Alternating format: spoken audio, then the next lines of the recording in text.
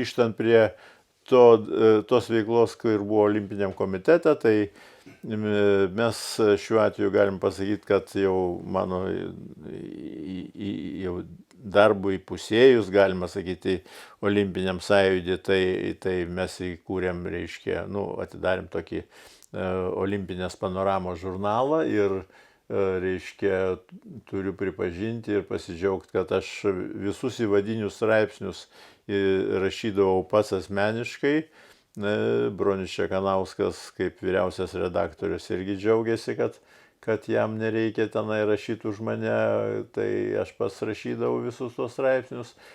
Po to įvairiausius irgi publicistinius straipsnius rašydavau, turiu apie kokį 40 parašęs straipsnių, tiesa visus dabar dar turiu čionais, bet visus atiduosiu į archyvą. Bet svarbiausi dalykai mano buvo tai dalyvavimas nuo Lietuvos tautinio olimpinio komiteto 2 olimpiniuose kongresuose. Tai vienas kongresas buvo Paryžiuje 100-mečio proga, reiškia Olimpinio sąjūdžio ir Kopenhagoje. Tai berods per visą istoriją, reiškia, buvo, man atrodo, Baden-Badene.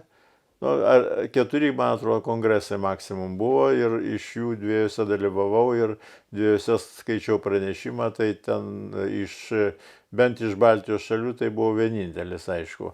Bet man tas buvo toks didelis noras, kažkaip tai ir atspausdinti tie pranešimai yra ir dar turiu kol kas čia juos pas save čia pasidėjęs, tos pranešimus atskiruose knygose. Tai man tas pridėjo. Po to tas pedagoginis noras būti kartu čia, tai čia aš galiu labai padėkoti ir profesoriui Vilkui, ir profesoriui Gaižučiui,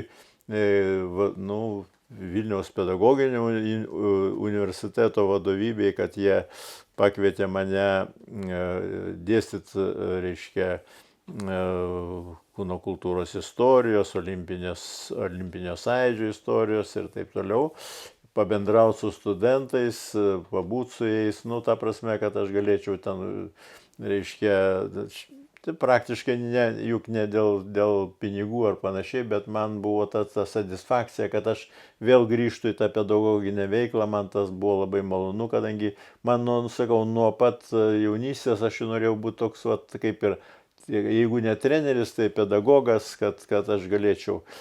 Tarp kitko, jeigu dėl trenerio, tai sakysim, kai aš dirbau švietimo sporto mokykloje, tai tik po to aš pasiskaičiau kai kurios, reiškia, man atneštos publikacijos, tai kai kurie vaikai, kurie pas mane, aš paskui juos prisiminiau. Tai vienas iš tų, tai pavyzdžiui, visiems jau žinomas, aišku, Gintaras Furmanavičius, buvęs ir vidaus reikalų ministras, labai protingas vaikas buvo, aš jį labai prisimenu gerai.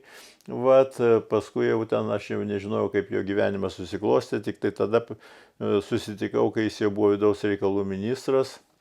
Jis daug padėjo, kai buvo atvažiavęs Žakas Rogė, prezidentas.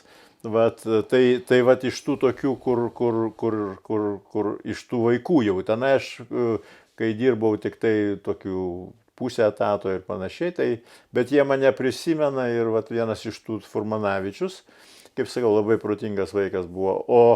O iš jau studentų laikais, kai aš dirbau su atleto komanda, tai ir su mano specializantai, kurie buvo, tai Antanas Sireika, mano auklėtinis, Vidas Gedvilas, reiškia, tai turint omeny, kad ir vienas, ir kitas tapo Europos čempionai, tai lyg tai neblogas pasiekimas. Kitas dalykas toksai Edas Nickus, kuris daugiau irgi užsiminėjo daugiau ne tai, kad krepšinio buvo koksai geras krepšininkas ar panašiai, bet jisai organizatorius puikus buvo.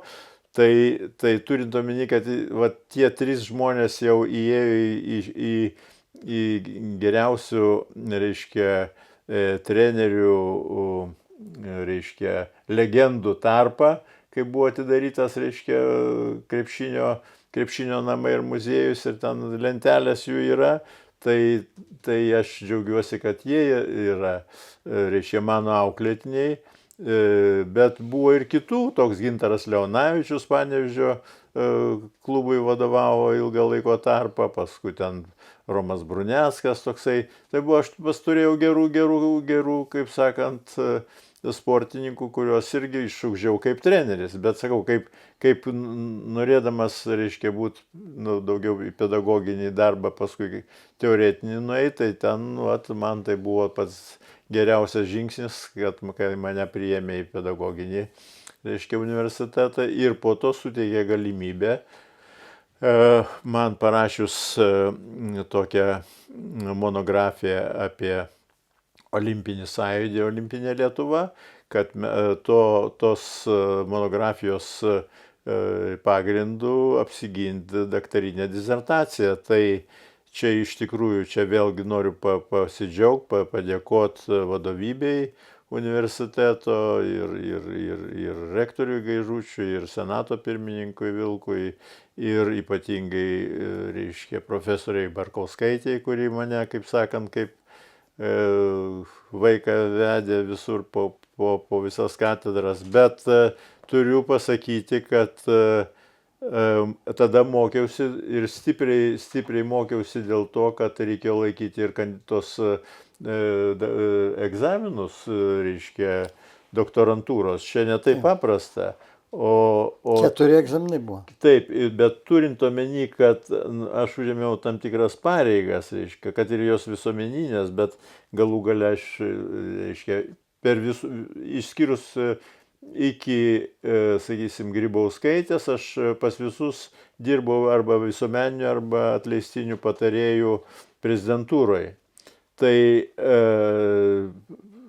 galų gale dirbau kartu su Kazimieru Motieka kaip aukščiausios tarybos pirmininko pavaduotoju, galiu sakyti kartu su Landsbergiu, nes irgi buvo labai tokie tamprūs ryšiai.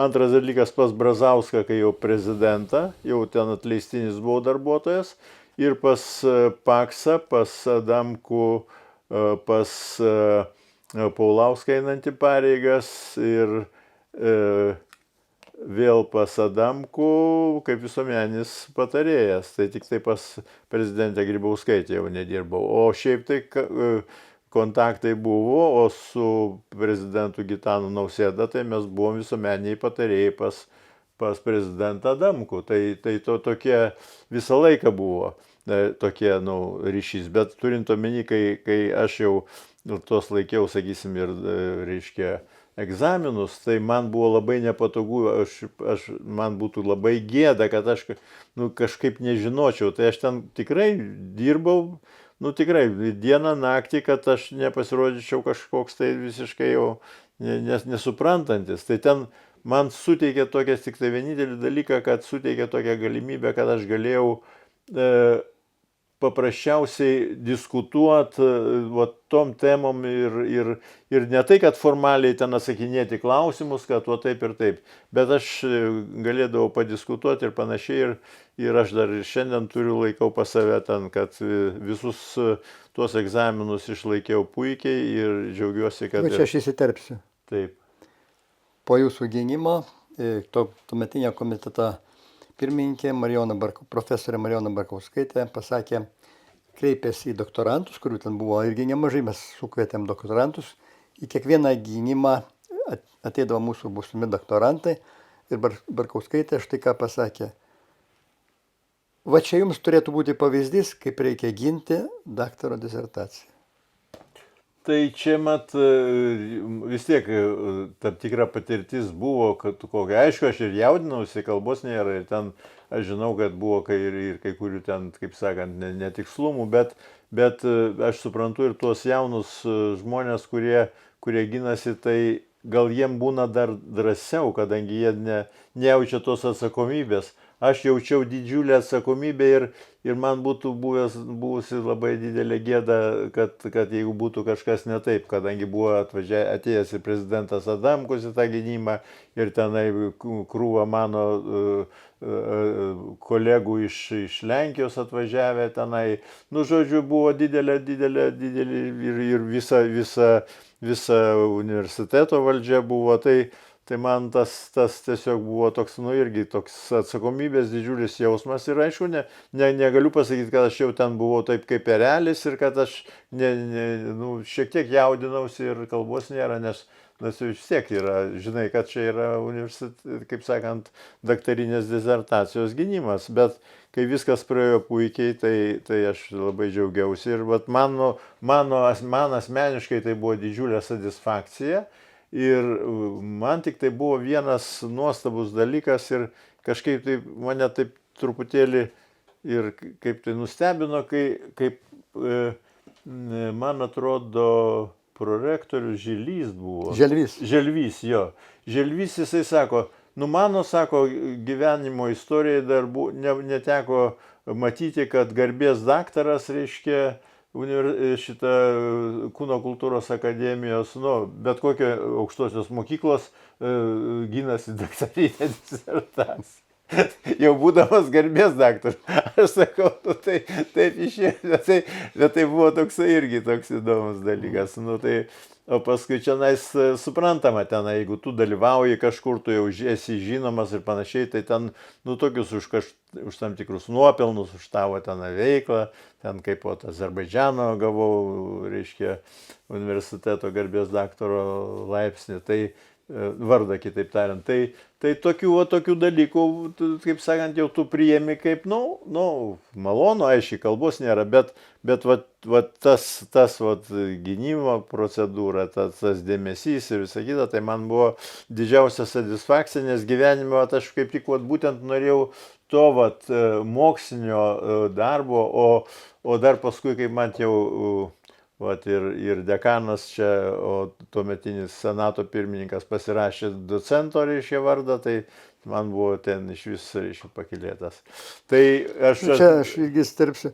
Man irgi teko didžiulė garbė dalyvauti toje gynimo taryboje, tai kaip tarybos nariu. Todėl štai sėdėdamas ir klausydamas ir pranešimo, ir atsakymo į klausimus.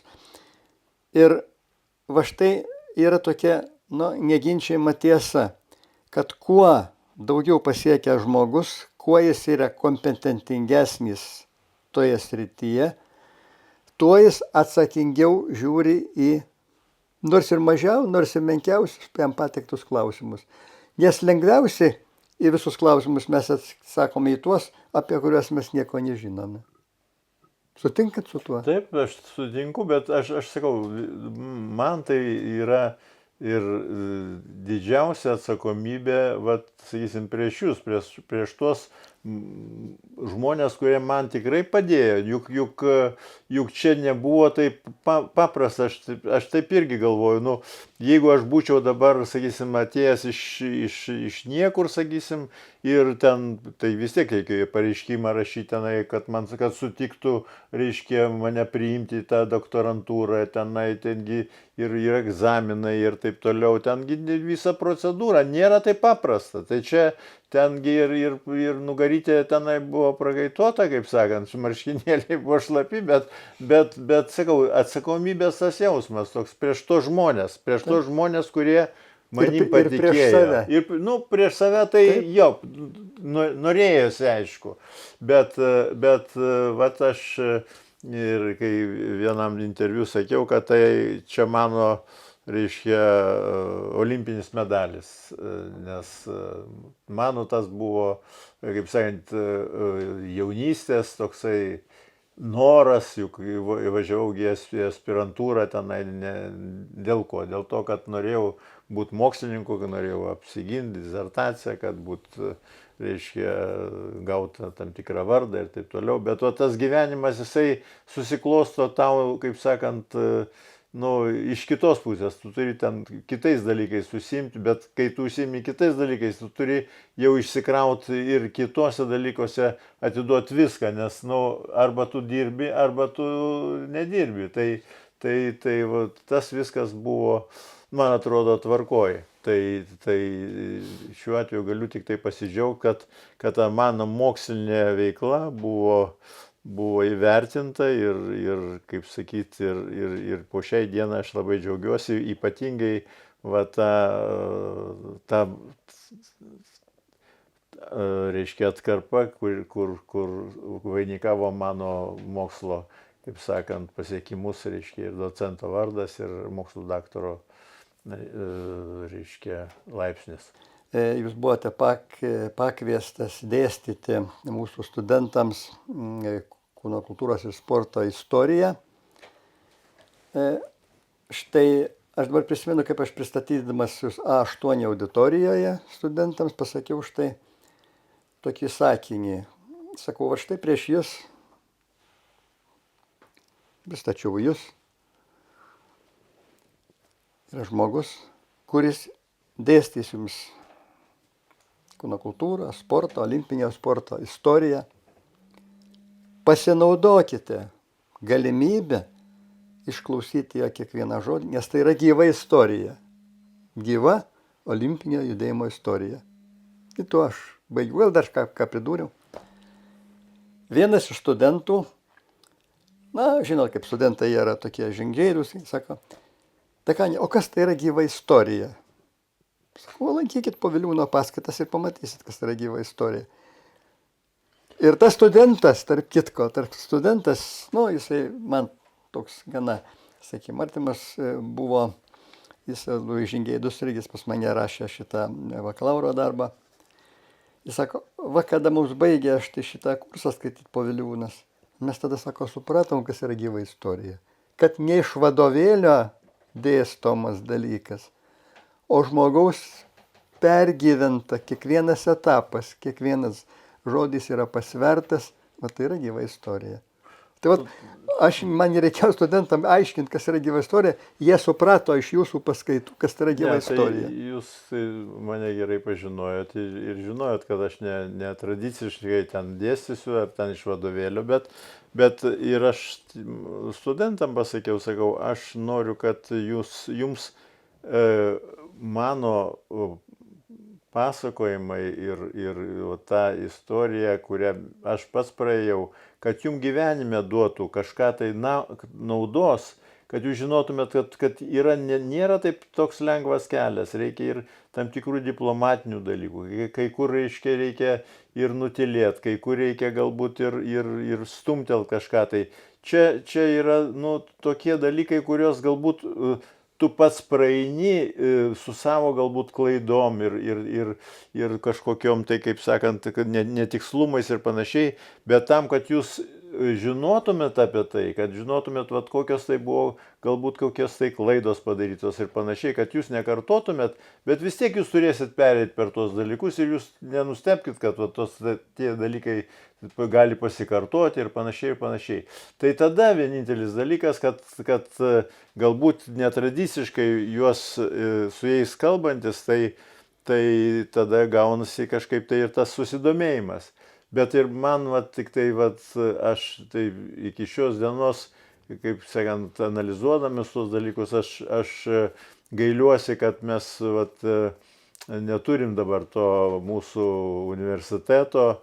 Aš jau ne tai, kad aš galiu sakyti jau dabar ir iš šalies, kadangi nemažai aplankiau, pasižiūrėjau, nepaprastai buvo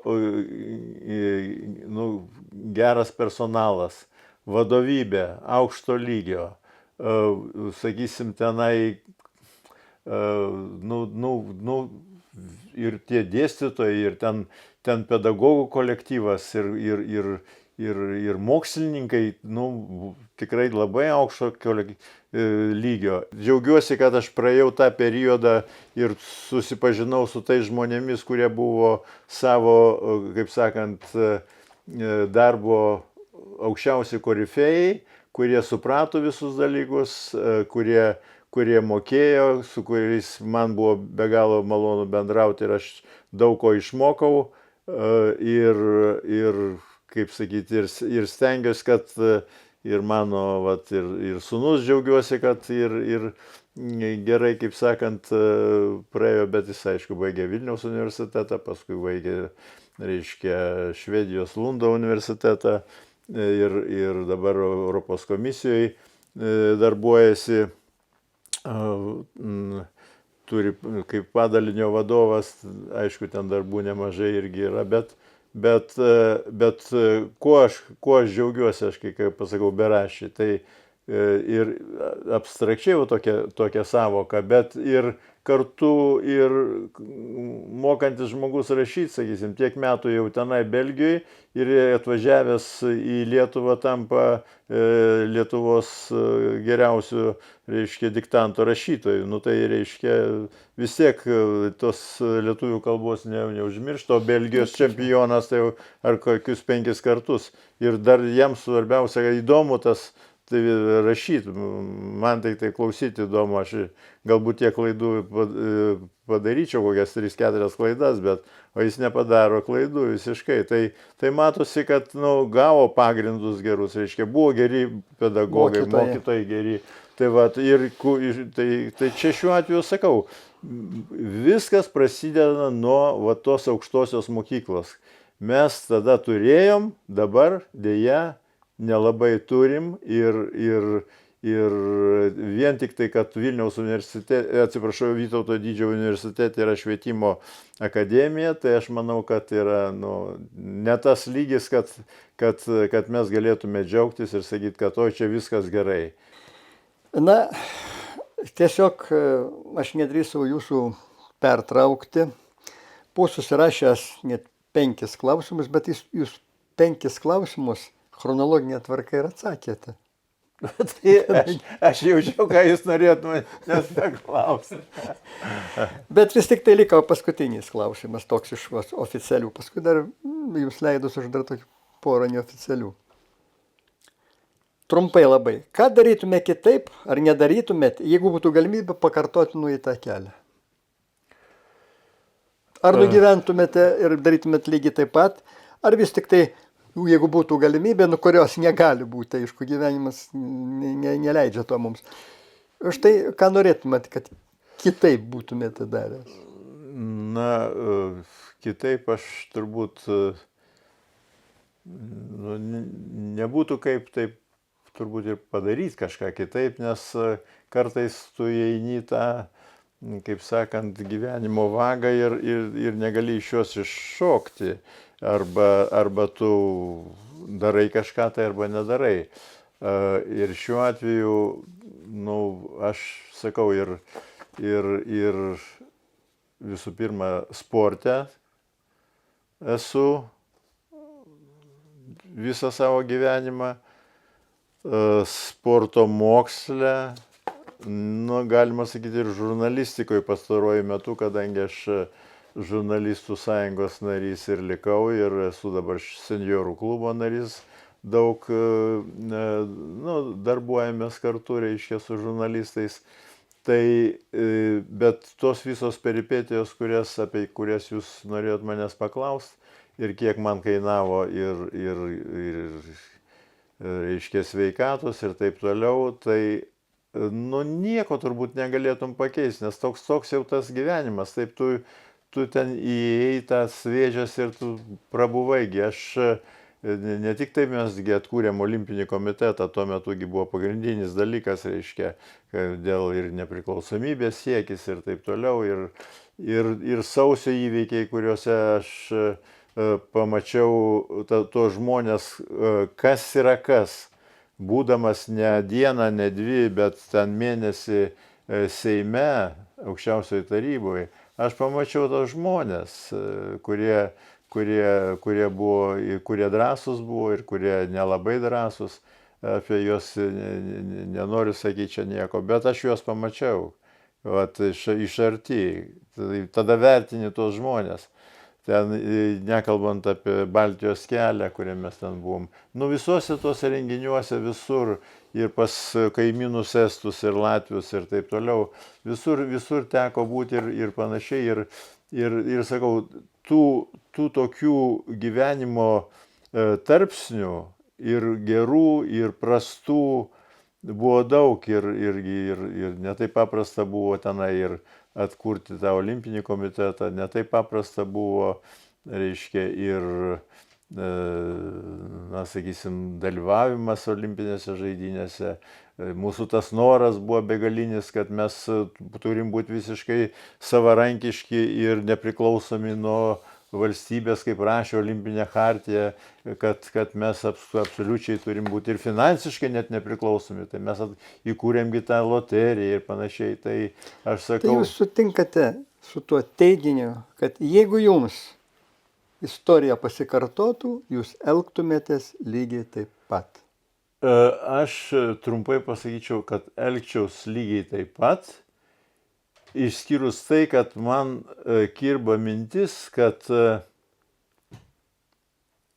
kai tu atsiduodi visą savo širdį, visą savo gyvenimą, darbą ir mintis darbui, pralaimi šeima ir tie žmonės, kurie tave myli ir kuriuos tu myli. Ir tada, kai eina jau gyvenimo saulėlydis, kaip aš jau sakiau, tvarkausi jau rašomą į stalą, tai tada pagalvoji, kad visas tai sverta dėl bendro reikalo ir taip toliau, aš tą viską gerai suprantu, bet kai tu prarandi žmonės ir reiškia, jie išeina anksčiau laiko ir tu prarandi savo draugus dėl tų bendrų reikalų ir tada tu vis tiek, kaip ir gimsti vienas, tu ir miršti vienas. Tai tada pagalvoji, galbūt reikėjo šiek tiek didesnio dėmesio šeimai, artimiausiams žmonėms, draugams savo, nes viskas paskui praeina ir kaip jūs čia taip labai gražiai pasakėt, kad kas čia nežino Poviliūno ir taip toliau, tai vakar man netgi atsiuntė sūnus iš Briuselio, jisai žaidžia, reiškia, tos žaidimus, kaip sakyt, viktorinas ir panašiai. Tai į viktorinai atsiuntė tokį klausimą, kad, reiškia, Artūras Poviliūnas pasakė po vienos valstybės sprendimo, kad dabar iš Puotos, iš Baliaus iš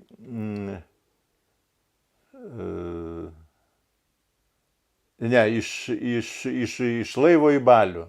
Tai Skarablė na Bal. Taip. Tai į kur tai buvo? Pasakyta, tai buvo 91 metų pabaiga. Tai aišku, kad, reiškia, olimpinės žaidynės, Albervilis ir taip toliau, bet tai jau sūnus mano atsiuntė, kad tas buvo tas klausimas pateiktas. Tai jeigu būtų tas Poviliūnas ir tie dalykai visiems vis aišku, tai ten neįdėtų tokio klausimo. Tai aš įsivaizduoju, kad ir čia jau čia iš jūsų pusės pagirimasis žodis, kad čia žino. Nežino žmonės. Ir aš suprantu, kad jie natūraliai užmiršta. Ir tenai, kas ten buvo, ten ne tokius kaip Poviliūnas užmiršta ir žymesnius žmonės užmiršta. Tai čia viskas yra toks gyvenimiškas dalykas. Tai čia šiuo atveju, grįžtant prie to pagrindinio klausimo, aš ir sakau, kad tavęs nepalieka patys artimiausi. Ir tu, jeigu jiems neskyriai dėmesio, o skyriai bendriem reikalam, čia reikia mums čia. O čia toks amžinas filosofinis klausimas, kuris egzistuoja. Kiek žmogus gyvena? Žmogus fizinis gyvenimas labai aiškiai apibrėžtas. Mes gimstame ir mirštame. Dvi ribos yra. Tame tarpe žmogus gyvena. Ir gyvena tiek, kiek jį prisimena kitos kartos. Praktiškai yra paskaičiuota 3 kartos. Mes savo tėvus prisimenam, senelius prisimenam, prosenelius labai retai, nes dažnai mes savo prosenelių net nematę esam. Prisimename tuos žmonės, kurie istorijoje nubrėžė kažkokius tais ženklus, kurie paliko kažką tai. Rašytojus, sportininkus, politikus, valstybių vadovus ir taip toliau. Tai va štai žmogaus gyvenimas ir tam reikalingas mūsų, tos kartos, sakykime, kurioje mes šiuo metu egzistuojame gyvenime, padaryti viską, kad tie žmonės, kurie įdėjo didelį indėlį į tai, kad, sakykime, štai ši karta gyventų geriau, kad šita karta vystytųsi atitinkamai progresyviai, jie neturi būti užmiršti. Ir va štai mūsų šio reportažo tokia pagrindinė mintis ir yra, kad Olimpinė akademija yra tas centras, kuris ir suburia, vat kaip ir parodė mūsų 35-metis, kuris suburia įvairių profesijų, įvairių sričių žmonės, dalyvavusi įvairiais amžiaus tarpsniais, tiek sportinėje, mokslinėje veikloje ir kitur. Ir va štai, kad ta visuomenė, ta visuomenės dalis, jinai tuos žmonės, tuos savo ženkliausius žmonės, kurie toje srityje veikia, dirbo, juos žinotų ne tik tai iš fragmentiško įrašo enciklopedijoje kažkur tai, bet ir turėtų galimybę išgirsti jų gyvą žodį. O tai yra labai svarbu. Bet ir todėl norime jums ir padėkoti, kad jūs sutikote pasidalinti savo įžvalgomis apie jūsų nueitą kelią. Aišku, kad tas mūsų reportažas jis negali tęstis labai ilgai. Čia reikėtų labai ilgai mums kalbėti apie tos visus darbus, apie jūsų nueitą kelią, bet tai manau, kad jūs šiandien labai gražiai papasakojate apie savo tą nueitą kelią ir manau, kad tai mums turėtų būti ir ateinančioms kartoms būtų tas įdomu. Na ir dar visiškai pabaigai postscriptum. Da Vinci yra tokius žodžius, tokia sentencija pasakęs, kad bet koks gyvenimas gerai nugyventas yra ilgas gyvenimas. Jūs sutinkat? Sutinku. Getegi yra pasakęs, kad didelį džiaugsmą galima iškovoti tik dideliu darbu. Ar dažnai džiaugiatės savo darbais? Žinau, kad kiekvieną darbą aš stengiuosi dirbti iš širdies ir kiek aš sugebu kuo geriausiai. Matyt, ne viskas pavyksta ir mano, iš principo, jeigu taip žiūrėti jau ir nuoširdžiai, tai aš manau, kad tie darbai, kuriuos aš dariau, tai daugmaž visi pavyko.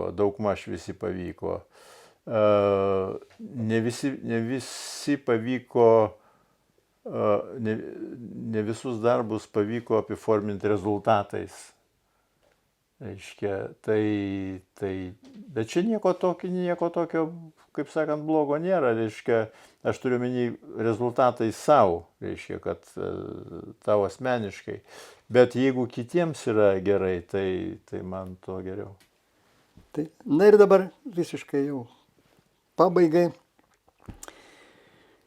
Senovės kinų išminčius Liusinis štai ką rašo. Mūsų gyvenimas iš esmės yra lėlių spektaklis. Tik siūlus reikia laikyti savo rankose, nesupainioti, judinti savo valia ir pačiam nuspręsti, kada vaikščioti, o kada stovėti, neleisti jų kitiems tampyti ir tada jūs pakilsite virš scenos.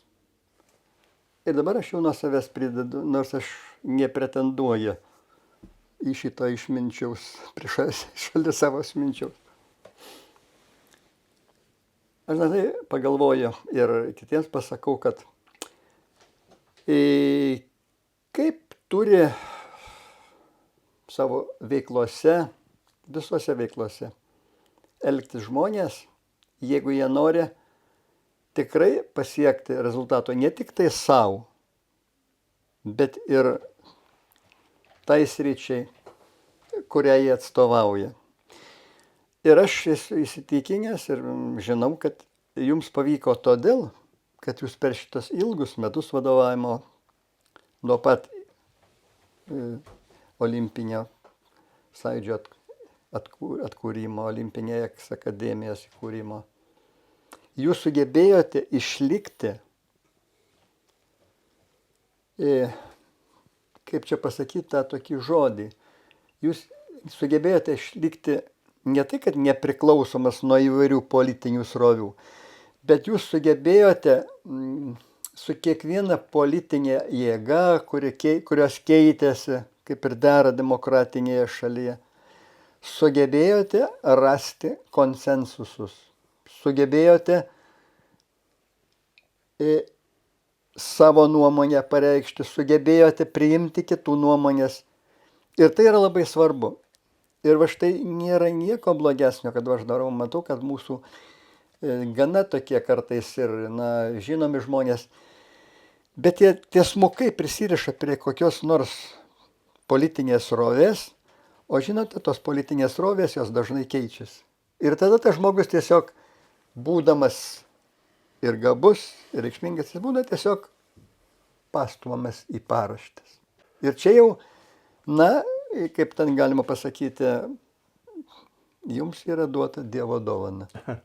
Tai ačiū labai už tokį pagerimą žodį, bet jūs iš tikrųjų gerai pastebėjot, kad ir pavyko to išvengti, kaip sakant, vienos ar kitos, sakysim, partinės srovės atžvilgių ar sakysim, ėjimų tik tai tą srovę, o ne kitą, nes mano buvo toks principas, kurį vienas pirmųjų pasakė viešai Arvydas Juozaitis, o jis man vienas iš tų pačių tokių, iš sporto žmonių, filosofų yra vienas iš pačių, kaip korifėjus. Gebantis mąstyti plačiai. Jau tikrai plačiai mąstyti. Jisai pasakė, sako, kodėl mes pasiekėm tokių gerų rezultatų ir ypatingai tuose pirmosiuose mūsų, kaip sakant, metuose, kai mes jau atkūrėm Olimpinį komitetą ir jau tapome pripažinti, tai kad ateidami į Olimpinį komitetą mes turėdavom savo partinius įsitikinimus, bet kokių partijų, palikti už durų ir turėti tik Olimpinį komitetą. Viena partija yra Olimpinis sąjūdis, Olimpinis komitetas ir mes sprendžiam olimpinius klausimus. Visi kiti už durų. Tai jeigu tas pavyko ir tai pasakėt ir jūs, ir Juozaitis, tai aš džiaugiuosi ir aš manau, kad taip dėl to ir pavyko. Tai su tuo ir sveikinu ir spaudžiu tvirtą jūsų ranką. Ačiū. Ir linkiu, kad ir toliau Ačiū. tą liniją išlaikytumėte. Ačiū.